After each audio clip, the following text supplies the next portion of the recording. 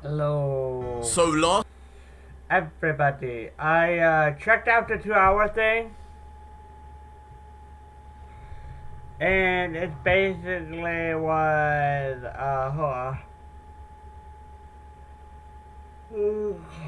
the 2 hour thing was basically this to this, to this, but without the recap of each episode. It's just like a put them all together kind of thing. So that we don't need to watch. That's more of a like movie of all of them. So if you want to watch that, feel free to. Just link it to this in the description of the other two videos.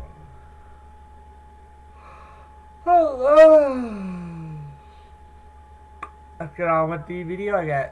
I mean, there won't be a live Monday, but this will be a premiere. time on Dragon Ball Super, Ultra Vegito, after tragically watching Gohan, Piccolo, Krillin, and the rest of Earth get erased by the 11 gods of destruction, vowed to murder all gods that allowed it to happen, and started with Liquor and his angel Corn, brutally murdering both. Now he continues his hunt of the gods, and in today's manga, that will continue with Heles, God of Universe 2. But before we begin, support this video and channel by leaving a like right now as you're reading this and watching this video till the very end for its shocking conclusion. Enjoy. So our story continues with Vegito arriving on a strange planet after brutally assassinating both the god Liquor and his angel Corn.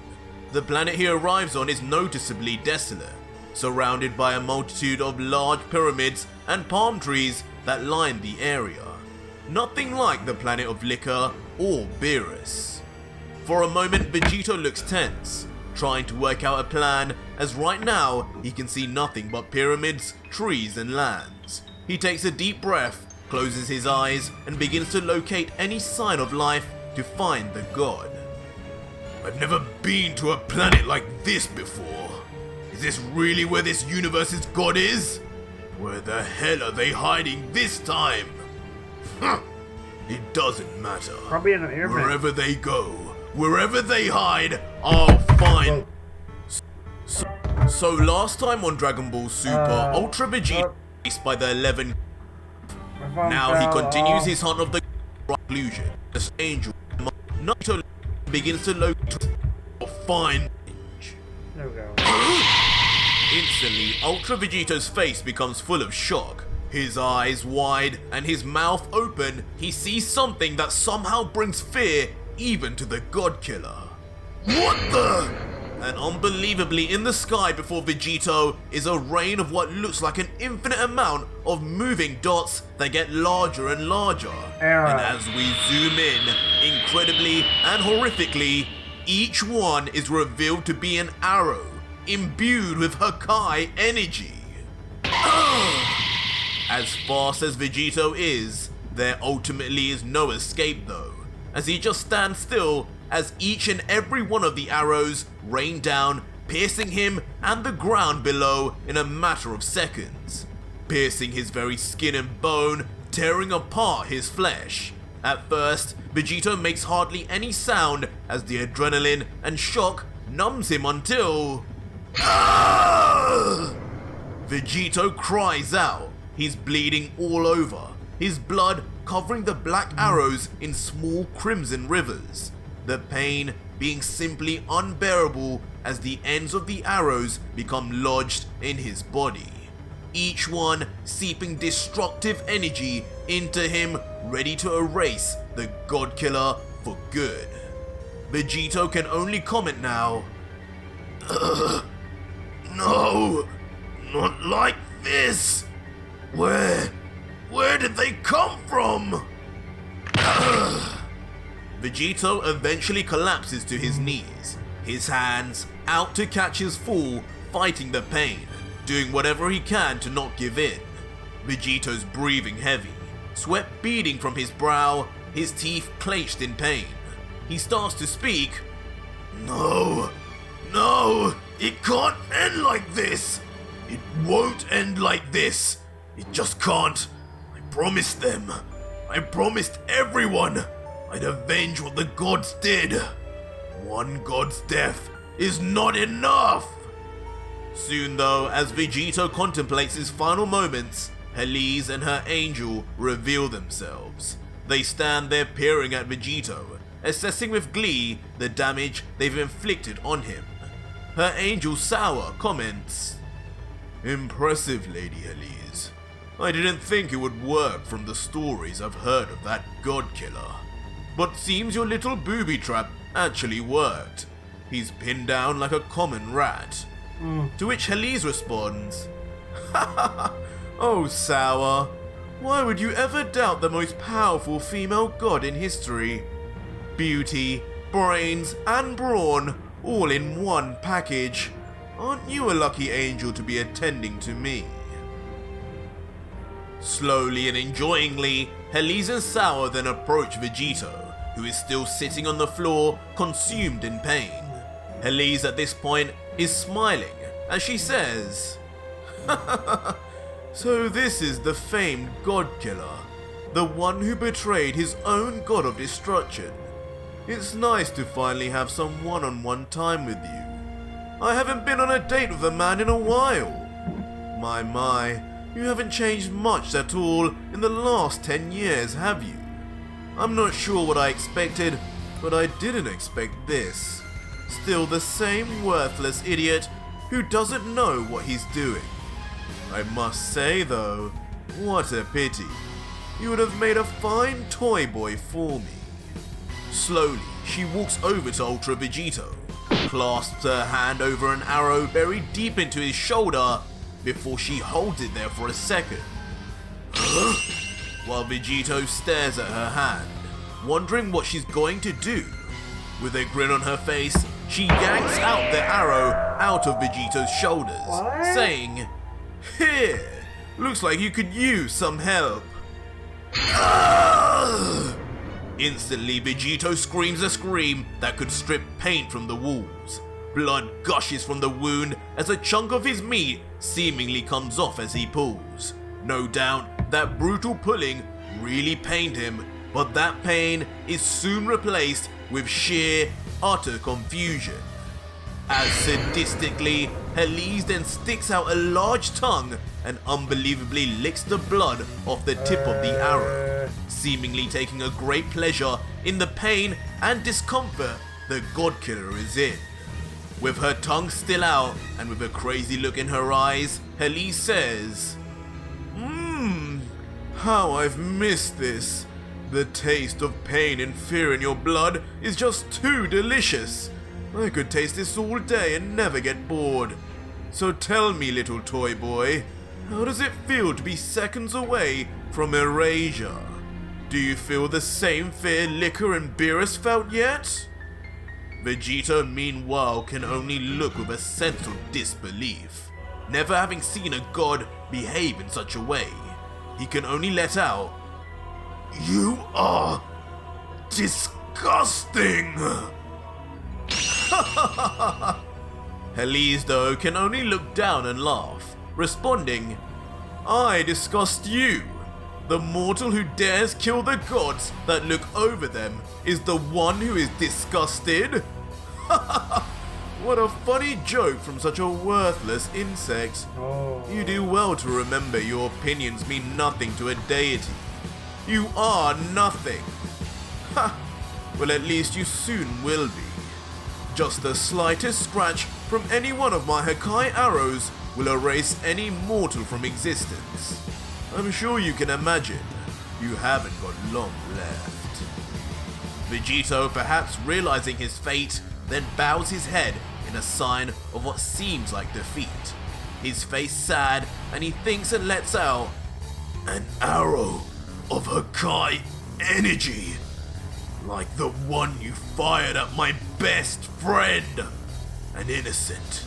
You erased him for nothing. With these same arrows you possessed, didn't you?" Heles, hearing this for a moment, looks confused and responds, "Huh? Your best friend? Did I hear that right? Who the devil was that? Do you have any idea how many miscreants I've had to put down with these arrows in my time? I can hardly remember the great rulers of entire planets I've taken down, let alone a damn earthling from your universe. If these were your last words, what a waste they were. But as Heles finishes saying this coldly, Vegito now begins to unbelievably start raising to his feet, now with his energy creating a strange sense of heat and crackles of lightning near him. What? Heles' angel Sour, watching on, begins to panic. He knows full well Vegito is no ordinary mortal, but this shouldn't be possible in any case, as he remarks, Vegito, just what kind of power does he have? He should have been erased minutes ago, but he's somehow standing. I don't know if this will end well. And suddenly, in a burst of rage, Vegito inexplicably powers up ferociously, screaming as he does so. How dare you not remember the name of those you killed? You monster! I'll make sure you remember each and every one of them! Instantly erasing the arrows within him as his power spews from his body. What's happening to him? This can't be! Yeah. Heles, of course, is left completely sideswiped by Vegito's sudden burst of energy. She steps back in fear and to cover herself from Vegito's power, and then continues, This energy, that is that of a destroyer! Do my arrows have no effect on him? How? Universe 7 is said to not have a god of destruction candidate. Beerus, what were you thinking? But before Heles could ponder any more on where this power of Vegito comes from, in an instant, in a display of unbeatable speed, Ultra Vegito rushes in right in front of Heles, ready to punch her into the next dimension, yelling, Time to die, goddess! Heles is frozen in fear, as seemingly time stops for her, and she thinks in her head, Oh, is this it? This power, this speed, what can I do to stop this? I hope the children will be okay without me. But looking on with a deadly serious face is the angel Sour. With conviction on his face, he remains quiet until... The angel corn suddenly and incredibly surrounds himself in an ultra instinct aura, readying himself for something as he thinks, Angel laws or not, I will not stand by and watch Lady Heles die to this scum. For the good of the multiverse, I will stop this demon from wreaking havoc right now, and answer to my father later. Not today, Vegito! As shockingly, the angel Sour then enters the fray of battle, instantly using the speed of Ultra Instinct to get right between Vegito and Heles, with Heles being shocked herself. Huh? Sour, what are you... What? But in a shock turn of events, Sour is left gobsmacked as Vegito instantly switches forms to a complete Ultra Instinct form. His body now surrounded in the same exact aura as the angel, saying, Haha, Ultra Instinct, huh? Fool! Don't tell me you thought you were the only one who could do that! Yeah! And Sour, in a fruitless effort, then swings his angel staff across to hit Vegito. But Ultra Vegito, now in his complete Ultra Instinct form, just instantly dodges, as expected, with a smile saying, Haha, too slow, Angel! Time to join your brother, Corn. And immediately, Vegito then engages his deadly energy blade once again, now called the Godslayer Blade. And in one fell swoop that is so fast, not even our human eyes can see it. For a moment, there is pure silence, as neither Sour nor Heles knows what has just happened. only Vegito, with his beaming smile, knows. You. As it is revealed incredibly, killing two birds with one stone, Vegito slices in half not only Sour, but extended his blade to cut through the very god he was trying to protect also. Now seemingly near brain dead, both Sour and Heles are split down the middle as their two halves begin to break off from one another like chopsticks. With the two bodies now lifeless in front of him, Ultra Vegito stands over them menacingly, his Godslayer blade in one hand and in the other a concentrated ball of destruction energy. Yeah. And without a word more, he then yells, Hakai! Instantly turning the god and angel duo to nothingness, erased forever from the face of their own planet and universe. Vegito, then still in his Ultra Instinct form, coldly turns his back and lets out finally. His name was Krillin. We then see Vegito standing among the dust clouds of his attack, silent, potentially thinking of his next move, or staring into the soul of someone who is watching him. Vegito thinks, the gods, only 9 remain now, and so too do 9 angels. They must know by now I am on the hunt. It's your move, gods. Come to me now, or I will find you. And as the scene zooms out, we then see that Vegito is indeed being watched, as the entire scene is now within the special crystal ball of an angelic staff. And watching him are none other than the god of destruction Belmod and his angel Margarita, their faces full of concern and shock, with Belmod's hands on his hips, uncertain of what to do now until... This is insane! Who is this guy? You've got to be kidding me. A Saiyan! A Saiyan killed 2 more of us back to back? And an angel! How, Margarita? How? In frustration, he turns his head to his angel, who also looks worried and yells, Margarita! What the hell do we do now? How is this even possible? You told me after Jiren surpassed the god of destruction that there would never come a day where a mortal would surpass an angel. You guaranteed me this, woman. Now both Sour and Corn are dead. Margarita, in response, just looks as confused as Belmod, her pigtails drooping lower, now without their usual bounce. There's a large build-up of sweat dripping down her face. She tries to think fast and replies, Belmod-sama, I don't quite know how he was able to dispose of my brother Sour like that. It was one thing defeating Korn when he had his powers erased, but Sour used his angelic abilities and was still destroyed. He should have been able to put up a better fight against Vegito, whether he had Ultra Instinct or not. I can't understand how, but Vegito's mastery of Ultra Instinct... Yeah, because if you think about it, the god of destruction for Sour was still alive, so he still had his power, while the other one, destroying the god, it rendered him inactive. So, yeah. Instinct has become even greater during his confinement.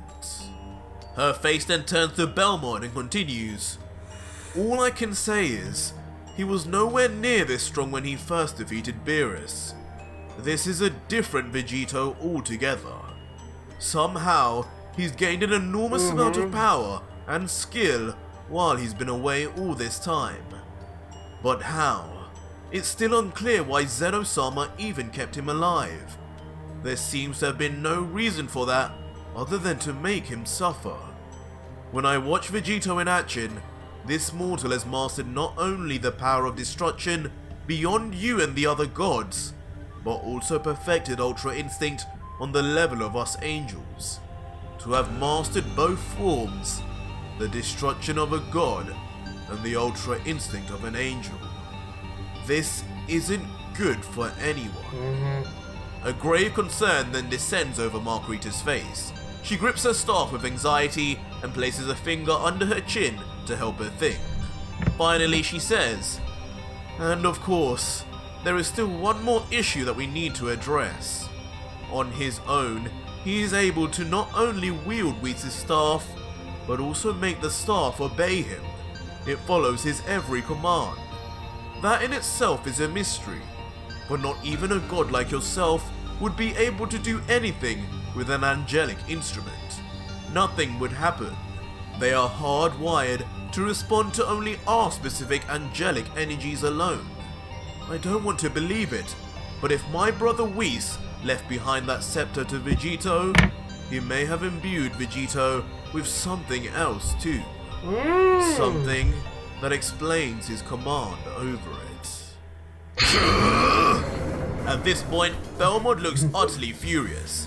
His face coursing with heated blood, he throws his hands up and grabs his hair from both sides, yelling, "That damn Whis! Look at what he's done now! I always knew he was as much trouble as Beerus. I just didn't want to say anything. And now look at what's happening. Damn it! This is insane! A god killer is on the loose, slaughtering not only us, but the angels too! And Zeno and the Grand Priest are nowhere to be found. This is unheard of. We need a plan, and we need one quickly!" And suddenly, an idea does come to Belmont. His eyes dart back at his angel, and he says, "There's only one person in this universe who can save us. I never thought I would have to do this, but it seems that Vegito has left me with no other choice. We must call the only one who could benefit from the power increase of becoming a Hakaishin in time to stop this monster. We must call the one stronger than a god of destruction, before it's too late." Just like that, we are then treated to an image of Jiren the Grey, who it seems for the last 10 years, and even from the moment the Tournament of Power ended, has kept himself training mentally just as Vegito was forced to do. What insane power he will now possess once he wakes up is anyone's guess. Meanwhile, on Chumpa's planet, watching the same image of Vegito with his angel Vados' staff, the two remain silent at first, not knowing how to react or what to say. They're completely unsettled at what they've just witnessed, fighting their eyes as if they're trying to deceive them. Chumpa begins sweating, saying, "This has gotten out of control. Beerus, you damn fool! What have you done to us? This is no ordinary Saiyan, no ordinary mortal. How could you allow a mortal like this to exist on your watch? How could you not foresee that one day he could be a challenge to us? Those damn Saiyans would always seek out a fight, and you knew that! Not even a candidate to be a god of destruction, yet you taught him destruction techniques." But unlike Margarita, Vados comparatively seems much calmer and looks at Chumpa and says, "Lord Chumpa, permission to interject. It would seem that in a scenario like this, both our lives are now in danger. This Vegito is just as much a threat to me as he is to you. Whoever this Vegito is, he sees no more reason, no more logic, nothing. He cannot be talked down from his mission of vengeance. He is scary, yes, but he is not unbeatable. We must remember that at the end of the day, he is but just two Saiyans, forged together, and we have an entire planet of them. I would say that the odds are in our favor." A shocked look comes across Chumpa's face as he realizes what she's talking about. Of course! The Saiyans! How could I forget that? A sinister grin then comes across Chumpa's face as he continues. What a brilliant idea. You really are the best of the angels. So that's what we have to do. Vados, bring me Kaba, kale and cauliflower here at once. And send word also to the most talented of the Saiyans in Universe 6 that I will be paying a visit to him personally soon. With him and those kids trained in a room of spirit and time, this Vegito won't know what's coming to him. Oh, they're gonna die probably. Bring most me likely, yeah. the King of Sadala! And in the last image we see the lone King of Sadala, sitting on his throne of bone and skull, Looks like the Goku's wares brother. of those he defeated in battle. A devilish smirk coming across his face as if he too knows a true battle to excite a Saiyan will finally be coming. But that was it for today's video, guys, and if you made it this far, leave me a hashtag Let me know what you guys think in the comments below. This is getting interesting. Yeah, okay, don't, no. If he's not a candidate, yeah, why trade him with the destructive energy? But he didn't. He was training Vegeta, and with was training Goku. So technically, Beerus only trained one of them with the destructive energy techniques, but Vegeta's more in control, so it would make sense. Hopefully you guys enjoyed this video, and I'll see you tomorrow.